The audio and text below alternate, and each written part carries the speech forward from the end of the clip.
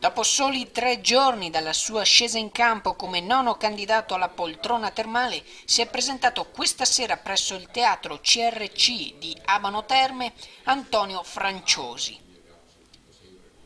La sua una lista civica di centrodestra con un logo semplice e minimalista, ma dal significato profondo.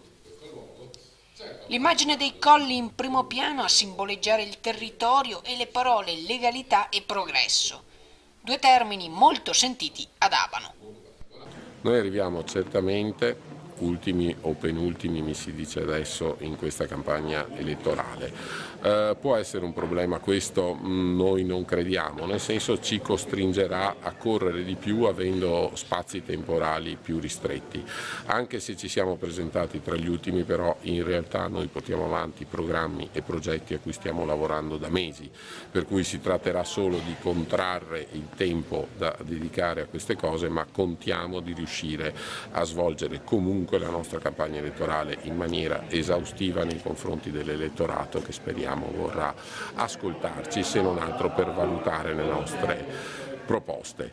La nostra campagna elettorale prevederà di dedicare uno spazio, nonostante sia già piuttosto risicato il nostro per via del fatto che ci presentiamo solo ora, a degli incontri propedeutici alla presentazione del programma con i quali contiamo e ci prefiggiamo di dare all'elettorato, a quella parte dell'elettorato che non ne fosse dotata, quegli strumenti di conoscenza per valutare meglio le nostre proposte. Faccio un esempio per tutti, la questione per esempio del PRG è un argomento molto importante che da sempre ad ogni tornata elettorale compare puntualmente nei programmi di tutti gli schieramenti in campo. Il PRG è un qualcosa di molto complesso, il piano che regola il governo del territorio.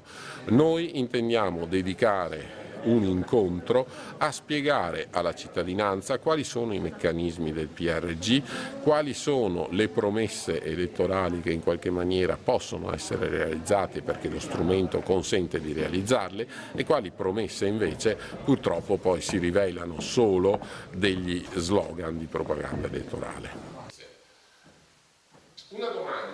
Sfiscembar Channel News Night, Abano Terme.